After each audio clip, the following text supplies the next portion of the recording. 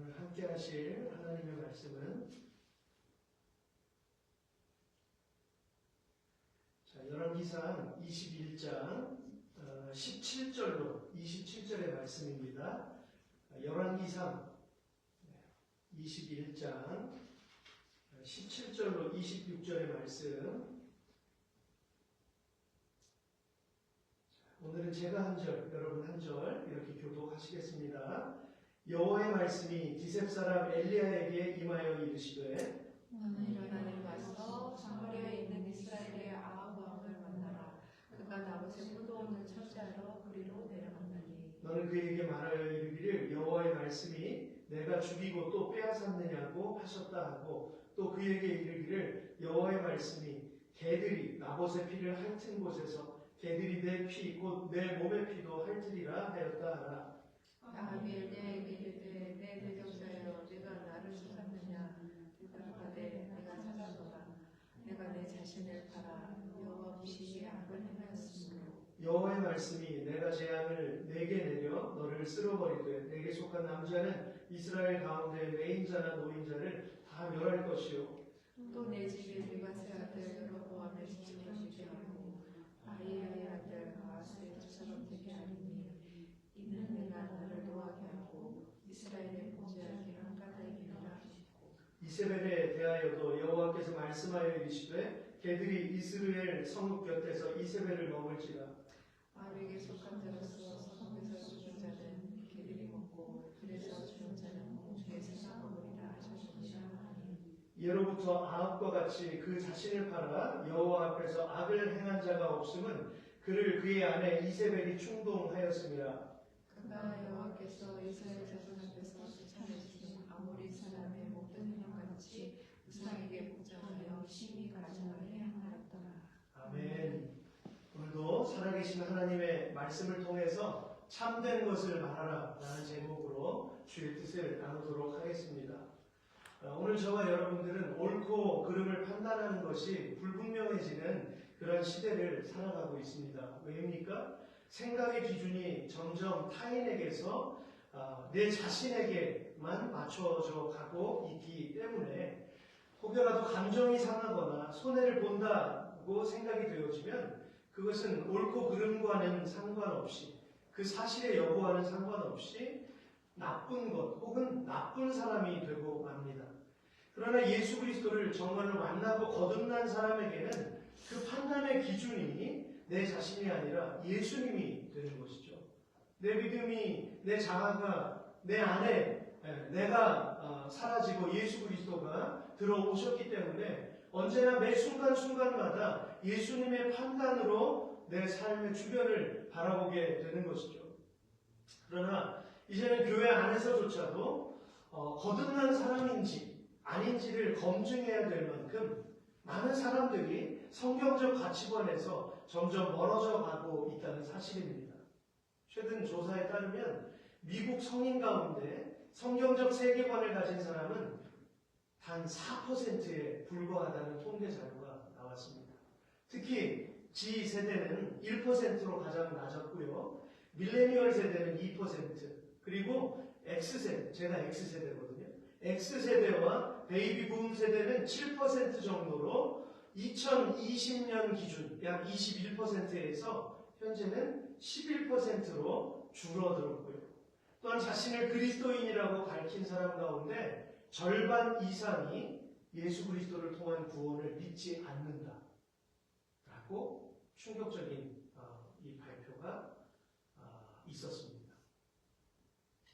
개념적인 기독교인이죠. 그러니까 교회 건물만 들어와서 그냥 주일 예배 한번 참석하고 그냥 또 주님을 잊고 살아가는, 인정하기 싫지만 인정을 해야 되는 그러한 현실이 오늘 이 세대 교회 안에 있다라고 하는 것입니다. 그러므로 현재 미국 사회 전반에서 이 신앙적인 약화가 얼마나 심각한 상황에 놓여져 있는지 잘 알 수 있는 부분이죠. 하지만 이것이 단지 미국뿐만이 아니라 온라인으로 연결되어 있는, 이제는 예전에는 문화가 나라마다 조금씩 달랐잖아요. 색깔도 다르고. 그러나 이제는 유행이 전 세계적으로 동일하게 흘러가는 것을 우리가 볼 때에 신앙적인 흐름도 마찬가지다라고 하는 것이죠. 그러면 우리 그리스도인들은 이 시대를 살아가면서 어째서 이렇게 믿음의 무기력함을 우리가 경험해야만 할까요? 왜 이것을 겪고 있는 것일까요? 이제 겨울에 이 에드먼턴을 운전하다 보면 지켜야 될 선이 분명하게 있습니다. 간혹 차를 이렇게 주차할 때 보면 눈이 얼어서 눈이 보이지 않으니까 선이 불분명한 거예요. 그러니까 차를 그냥 그 선 위에 딱 대놓습니다. 그럼 어떻게 되죠? 계속해서 밀려 나가는 거예요. 선은 분명히 지키라고 있는 건데 한 차가 중간에 잘못되니까 그 다음부터 계속 밀려서 차들이 엉망으로 세워지는 것을 비일비재하게 볼 수 있습니다. 그래서 저는 제 성향도 그렇지만 한 칸 띄어서 그 자리를 분명히 찾아서 그렇게 대놓습니다. 왜냐하면 그래야 이 차가 기준이 돼서 그 다음 차들이 또 이렇게 대놓을 것 아니겠어요? 근데 여지없이 또 이렇게 헝클어지는 이러한 모습들을 우리가 자주 이제 바라볼 수 있습니다. 여러분은 이런 상황에서 어떻게 파킹하시나요? 참 궁금합니다. 어떤 사람들은 바쁘니까 그냥 신경 안 쓰고 막 들어가 버리고, 그죠? 아예 어떤 사람은 저 멀찍이 대놓는 것을 볼 수 있어요. 제가 이렇게 쉬운 예를 들어드렸는데, 복음은 절대로 가벼운 것이 아니죠. 복음은 말씀으로 지켜야 될 선이 분명하게 있습니다. 그런데 오늘날 복음이 너무나 가벼워져서 그냥 지켜야 될 선인데도 이것을 뛰어넘어 버리거나 그 위에다가 대버리는 이러한 모습들을 우리가 볼 수 있다는 것이죠. 복음은 인생의 문제에 대해서 진지하게 접근하고 분명히 정확하게 지적을 합니다.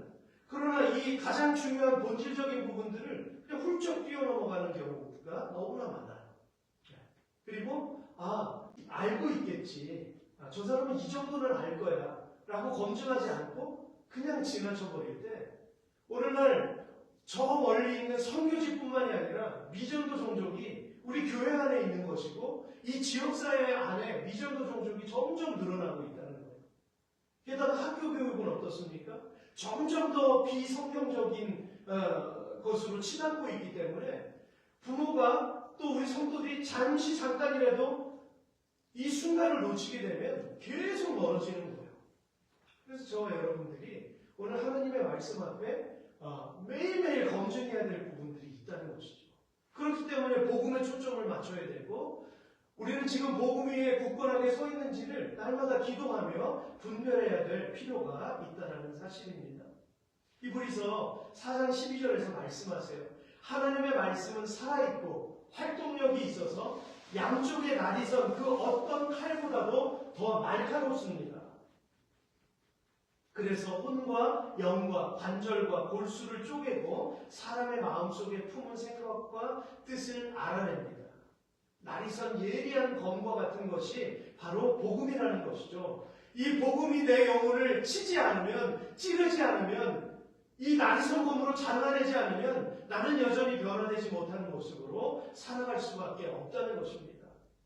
이 검과 같은 예리한 말씀이 저와 여러분의 교회의 죄와 잘못을 깨닫게 하시고요. 하나님의 사람으로 변화시키며 거듭나게 하시는 것입니다.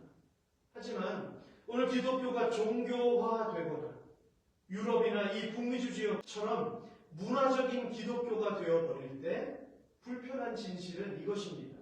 교회가 영혼을 구원하는 일에 대한 열정을 잃어버리고요.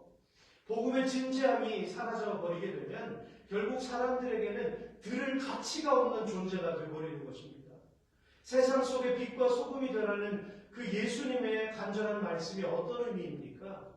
복음만을 위해서 살라고 하는 거예요.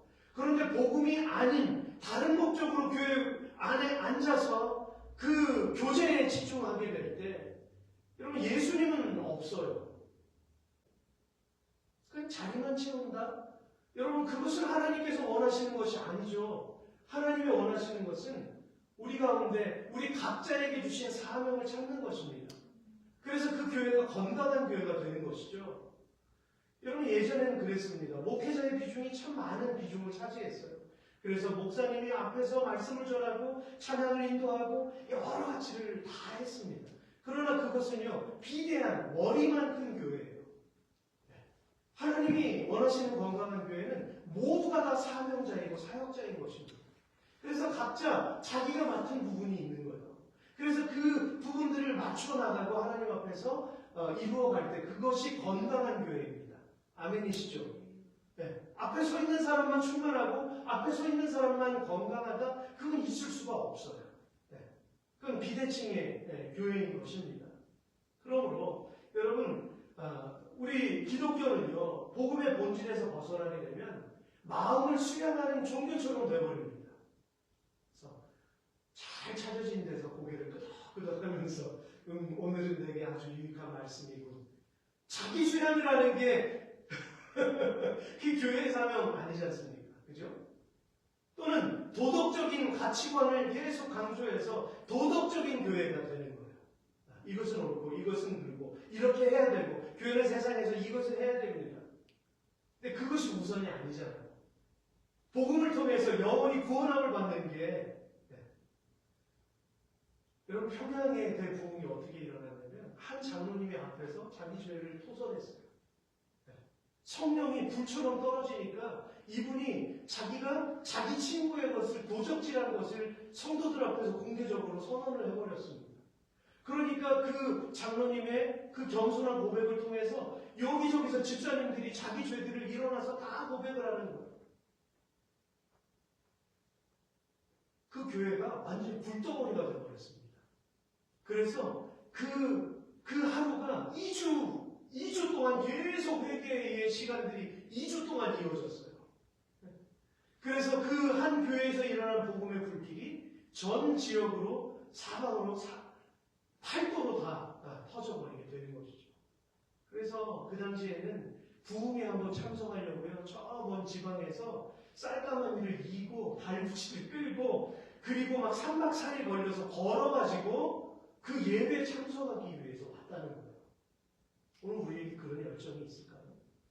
여러분, 오늘 우리에게 그 하나님의 말씀을 사모하는 이 열정이 불일듯 일어나야 될 줄로 믿습니다. 그래서 여러분, 죽어있는 영혼들이 살아나는 거예요. 한 영혼을 위해서 기도하고 울 수 있는 그런 저와 여러분이 되어야 합니다.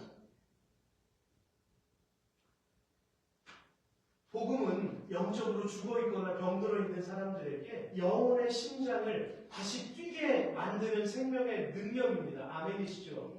에스겔이 어떤 환상을 보았습니까? 하나님이 어떤 곳으로 이끌어 주셨습니까? 마른 뼈들이 가득한 그 골짜기로 인도해 주셨어요. 보라는 거예요. 지금 유다의 이 폐역한 모습을 보라는 겁니다. 영적인 모습은 다 이렇게 마른 뼈처럼 바짝 말라 있다는 거죠. 여러분, 그 환상이 오늘 우리에게 임해할 줄로 믿습니다. 우리가 영적인 눈으로 세상을 바라보면 다 이렇게 말라 있는 거예요. 그러나 하나님께서 생기야 일어나라 외치라고 말씀하세요. 그러니까 그대로 순종하니까 어떻습니까? 생기가 일어나고 마른 뼈에 핏줄이 돋고 살이 돋는, 그래서 어떻게 변했습니까? 하나님의 군대가 됐다고 말씀하셨어요. 여러분, 이 일이 오늘 이 당대에 저와 여러분이 예배하고 있는 이곳 가운데 일어나야 할 것입니다. 특별히 구약의 선지자들은 시대적인 죄악을 바라보면서 자신의 민족이 하나님으로부터 얼마나 멀어졌는지를 깨닫고 금식하며 회개를 촉구했는데요. 왜냐하면 그렇게 해야만 살 수 있기 때문이었어요. 하나님 앞에서는 나를 발가벗겨줘야, 하나님 앞에서는 내 모든 짐들이 다 토설되어져야, 그래야 내 영혼의 변화가 시작되거든요. 어떤 목사님이 금식하며 기도할 때 자꾸 냄새가 나더라는 거예요. 그래서 옆에 있는 분들에게 물어봤대요. 혹시 무슨 냄새 안 나냐고. 안 난다는 거예요. 그리고 이것저것을 옮기는데 이상하게 그 냄새가 따라다니는 겁니다. 그러다가 문득 하나님께서 깨닫게 해주시는 거예요. 이것은 내게서 나오는 냄새가. 하나님, 제가 금식하며 지금 기도하고 있는데, 아니 하나님만 집중해서 바라보고 있는데 저한테서 무슨 냄새가 나나요? 그랬는데 하나님께서 자기가 깨닫지 못했던 그 욕망과 그 인간적인 목적들을 다 바라보게 하시더라는 거예요. 그러고서 더 납작 엎드려서 하나님 앞에 기도했다는 그런 간증을 제가 들었습니다. 여러분, 사망에 이르는 냄새만 알 수 있어요. 우리 가운데에서. 인간적인 냄새만 풀풀 풍길 수 있어요. 그런데 여러분, 그것은 아니지 않습니까? 우리는 어느 곳에 서 있든지 예수를 아는 냄새를 우리가 나타내야 될 줄로 믿습니다. 그래서 사랑의 편지가 되어야 합니다. 사람들이 내 모습을 보고 하나님을 봐야 되는데 내 모습을 보고 인간의 냄새를 맡게 되고 오히려 경멸하고 싶은 그러한 모습이라면 여러분, 우리는 우리의 영이 얼마나 비참할까요? 여러분, 우리는 하나님 앞에서 우리의 모습을 예수 그리스도의 향기로 채워야 될 줄로 믿습니다. 여러분, 이것이 바로 오늘 복음의 능력을 잃어버린 유약한 교회를 만들게 된 배경이라고 할 수 있어요. 복음의 본질에서 비껴나니까 복음의 능력이 사라져버리는 것이죠. 그러나 바로 이러한 교회를 향한 문제의식은 이미 오래전부터 있어 왔는데요. 유대인 박해를 반대하며 나치에 저항하다가 1945년 4월에 처형된 디트리 본 회퍼라는 목사님이 계세요. 이분이 나를 따르라 라는 책에서 값싼 은혜에 대해서 이렇게 강조했습니다. 값싼 은혜는 회개 없는 용서이며 제자도 없는 은혜이며 십자가 없는 은혜이며 살아계신 예수 그리스도가 없는 은혜이다. 아까 우리 전도사님이 말씀해 주셨잖아요. 우리는 이렇게 평안하고 평안한 곳에서 살고 있지만 한 곳에서는 반공으로 하루가 멀다 하고 오르락내리락 하고 죽음의 그 문턱에 서 있는 분들이 있다라고 했잖아요. 동시대를 이렇게 살아가고 있다는 거예요. 저쪽에서는 평안한데 이쪽에서는 생명을 걸고 예배를 드리고 있다는 거예요. 여러분, 이 본 회퍼 목사님은요, 그 당시에 모든 독일 교회가 다 진리를 외면했다는 거예요. 히틀러를 다 바라보고 찬양했다는 거예요. 교회와 정치가 융합했다는 거예요. 근데 말씀 앞에 서 있는 이 목사님은 이것이 아니지 않습니까? 복음이 너무 값싸게 변해버려서 이 교회가 추락하고 있지 않습니까? 라는 것을 계속 외치다가 결국엔 수용소에 끌려가게 됐고 수용소에서 사형을 당하게 됩니다. 여러분, 어쩌면 오늘 이 세대가 그러한 세대는 아닌지 모르겠어요.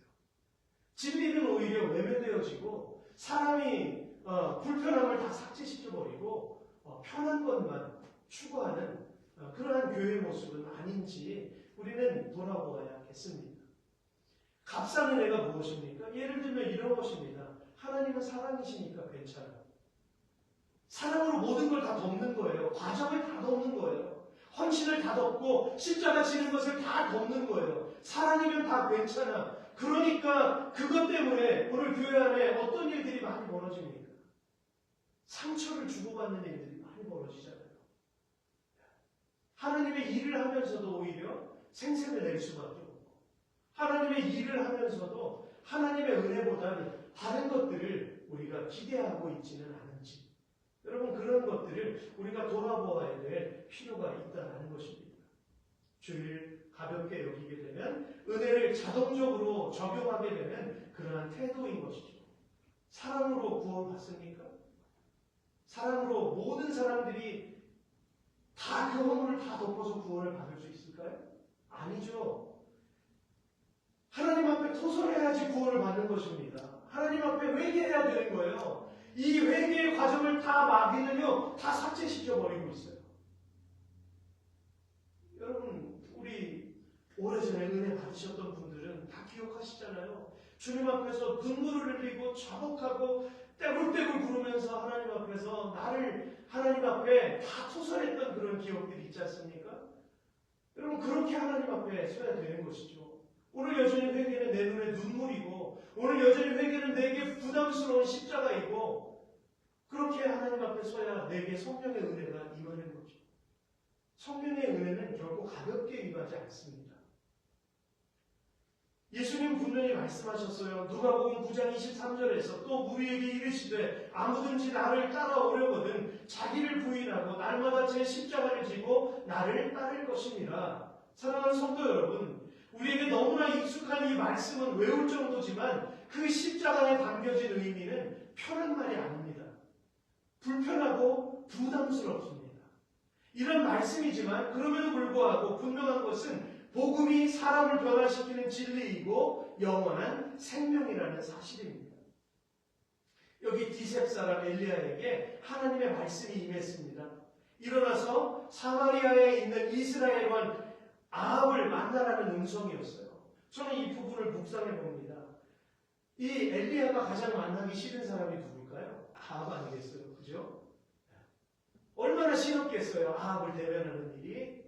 그런데 하나님은 어느 날 나타내셔서 너 아합에게 가서 선포해라 말씀하시는 거예요. 아합이 그때 어떤 일을 행했습니까? 그동안 탐내고 있던 자기 왕궁 곁에 나봇의 포도원을 갈취한 거예요. 어떻게 갈취합니까? 죽이지 않습니까? 어떻게 자기가 갖고 싶다고 사람을 죽입니까? 하나님의 눈이 버젓이 살아계시고 바라보고 계시는데 어째서 아합은요 아무런 죄가 없는 그를 죽여야만 했을까? 그는 그 포도원을 뺏어서 자기의 채소밭을 만들고 싶었던 거예요. 오늘 이런 욕심을 가진 사람들이 얼마나 많을까요? 하나님의 의도와는 상관없이.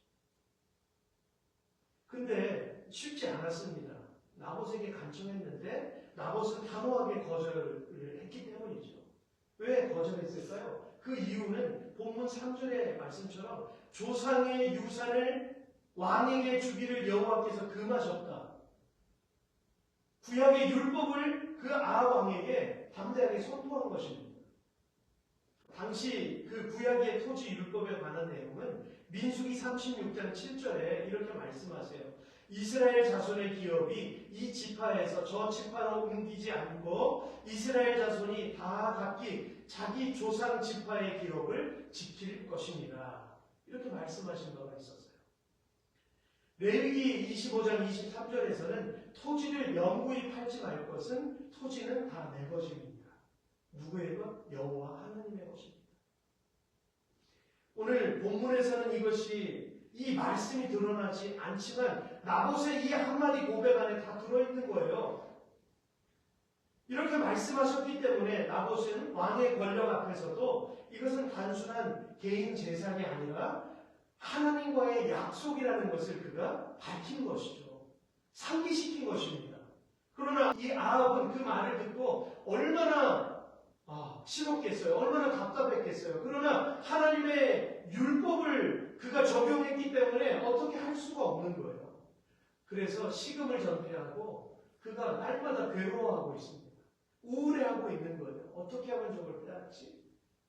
자기 힘으로는 할 수가 없는 것이잖아요.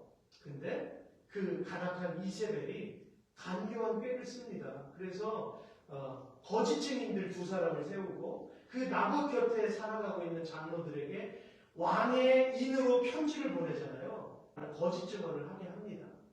그래서 이 대중 앞에 서게 되고 돌에 맞아서 죽게 되는 이러한 일이 발생을 한 것이죠. 왕을 저주했다는 것입니다.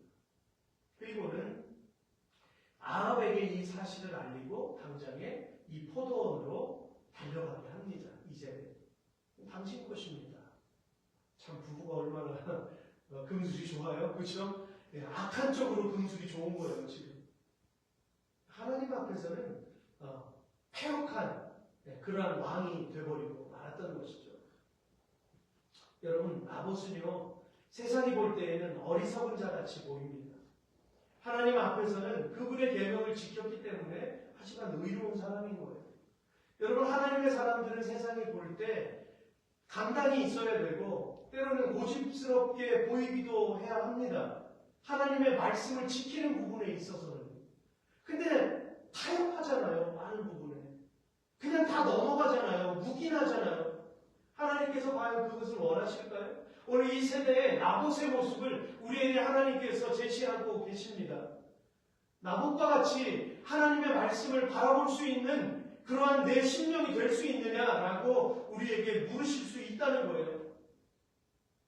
그는 하나님 앞에서만큼은 의로운 사람이었습니다. 그가 비록 허무한 죽음을 당했지만 하나님께서는 간과하지 않으시고 그에게 선지자를 보내셔서 증명해 주셨다는 사실이에요. 성도 여러분, 자유의 개념은 말씀 앞에서 나왔다는 것을 아십니까? 자유의 개념은 복음에서 나왔어요. 근데 세계에 자유를 누리고 있는 많은 사람들이 이 사실을 알지 못해요. 여러분, 근대에 이르기까지 전 세계가 어떤 시대를 살았습니까? 왕정 시대를 살았잖아요. 그리고 또 양반, 또 천민 이렇게 나눠져서 살았잖아요. 근데 그러한 나라들 가운데 복음이 다 들어갔지 않습니까? 그죠? 복음이 들어간 다음에 성경 말씀이 서게 되고 자유함을 그들이 다 누리게 되었다는 사실을 아마 많은 사람들이 잊고 있을 거예요. 자유가 저절로 나오는 것이 아니잖아요. 노예가 어떻게 해방이 되었습니까? 말씀을 읽다가 우리가 사람을 이렇게 같은 사람끼리 이렇게 괴롭게 하는 것은 옳은 일이 아니다라고 하는 것을 계속 외쳤기 때문에 노예 해방이 일어나게 된 것입니다. 그죠? 여전히 자유를 위해서 지금 싸워가고 있지 않습니까? 여러분, 예수 그리스도의 복음이 들어가는 곳에서는 이렇게 묶인 자들이 자유케 되고 나라가 바뀌게 되는 놀라운 일들이 일어나게 되었던 것이죠. 그래서 일례로 이런 말이 있습니다. 복음을 찾아 말씀을 지키기 위해서 북미주로 간 지역을 하나님께서 흥왕하게 하시고 황금을 찾아서 라틴 아메리카로 떠나간 나라들은 어떻게 됩니까? 다 부패하게 되고 가난한 그런 삶을 살아가게 되었다는 것이죠.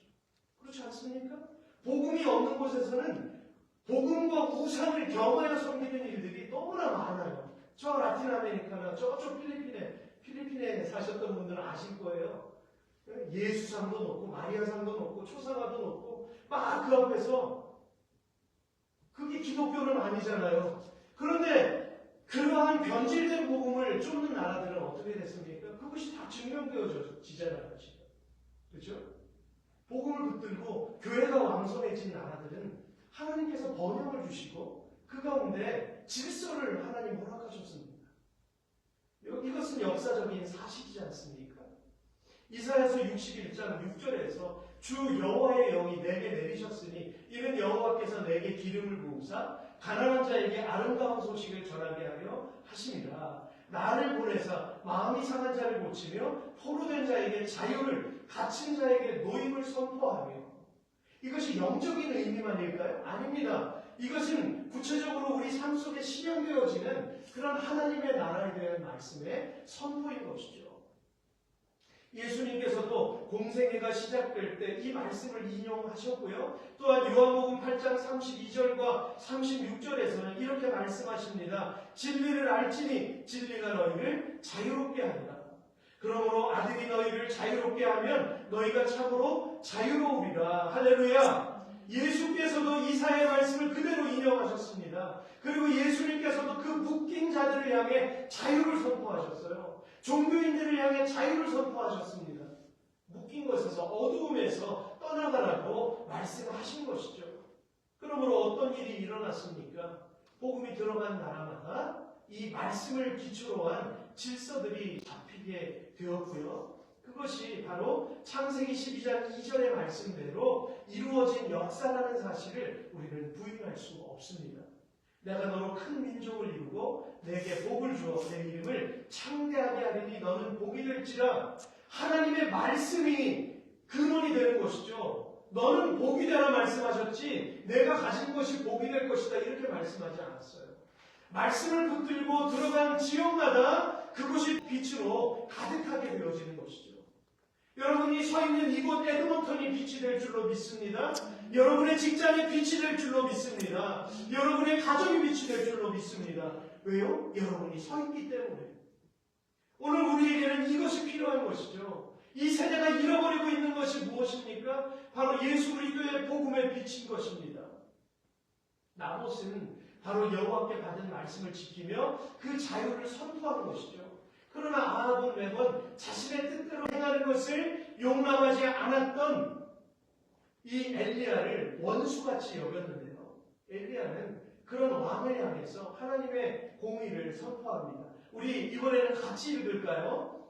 자, 같이 읽겠습니다. 시작. 여호와의 말씀이 내가 재앙을 내게 내며 너를 쓸어버리되 내게 속한 남자는 이스라엘 가운데 매인자나 노인자를 다 멸할 것이요 또 내 집이 느바세 아들 여로보암의 집처럼 되게 하고 아히야의 아들 바하사의 집처럼 되게 하리니 이는 내가 나를 노하게 하고 이스라엘이 범죄하게 한 까닭이니라 하셨고 이세벨에게 대하여도 여호와께서 말씀하여 이르시되 개들이 이스라엘 성읍 곁에서 이세벨을 먹을지라. 아멘. 이것도 하나님의 말씀입니다. 얼마나 무서운 말씀인가요? 그리고 아합은 어째서 그런 비참한 인생을 살아야만 했을까요? 두말할 필요 없이 우상 숭배 때문이었습니다. 왜 여로보암과 바하사를 하나님께서 예로 들었을까요? 여로보암의 행실을 그대로 따랐던 바하사 왕가 전체가 결국엔 죽임을 당하고 말았다는 사실입니다. 여러분, 결국 성경이 우리에게 가르치시는 교훈은요, 우상 숭배로 인한 것이고요. 이러한 시험은 다양한 모습으로 오늘날에도 똑같이 도전해 오고 있다는 것을 기억하시기 바랍니다. 오늘 본문 25절의 말씀처럼 마치 이세벨이 아합을 충동해서 악을 행했던 것처럼 오늘 우리 교회를 향해 그렇게 공략하고 있다는 사실입니다. 사랑하는 성도 여러분, 그리스도인은 참된 것을 말하는 삶을 살아가는 존재입니다. 내 안에 참된 것이 없는데 어떻게 참된 것을 말해요? 내 안에 정체성이 하나님 앞에서 그릇되어져 있는데 어떻게 복음을 전할 수 있겠습니까? 교회가 물들어 있는데 어떻게 하나님의 말씀을 전할 수 있겠습니까? 저 같은 교역자 자체가, 목회자 자체가 비뚤어진 왜곡된 신학을 가지고 있다면 여러분, 복음이 온전히 전하실 수 없어요. 세대가 하나님의 말씀의 빛을 점점 잃어가고 있는데 많은 사람들이 영적으로는 죽어가고 있는데 그것은 그냥 슬쩍 지나가고 있고 많은 사람들이 그냥 교회가 안정되어져 있는 모습이 교회가 제대로 서 있는 것이라고 생각한다면 그것은 오산입니다. 여러분, 우리가 예수 그리스도께서 재림하시면 구원받는 것은 누구입니까? 예수 그리스도의 부활의 신앙을 가진 자들의 영이 들림을 받는 거예요. 교회 물질이 들림을 받습니까? 교회 제도가 들림을 받습니까? 교회에 있는 수많은 그 영혼들이 동일하게 다 들림을 받을까요? 아닙니다. 들림을 받는 이도 있고 들림을 받지 못하는 이도 있다는 거예요. 그렇기 때문에 오늘 우리가 집중해야 될 것, 참된 것을 말하는 것입니다. 하나님께서 분별력을 주셔서 그래서 하나님 이 상황이 다른 상황인지를 하나님 깨닫게 해주세요. 내가 맺고 있는 관계가 제대로 된 관계인지 하나님 알게 해주세요. 내가 하나님께 예배하고 있는 이 예배가 온전한 하나님과의 인격적인 교제 가운데에서 이루어져 가고 있는 예배인지 하나님 눈으로 보게 하십시오. 하나님 듣게 해주세요. 역사 속에서 언제나 복음은 참된 것을 선포해 왔습니다. 그래서 참된 복음을 끝까지 지키려고 했던 분들이 많이 죽었잖아요. 말씀을 지키기 위해서 죽었잖아요.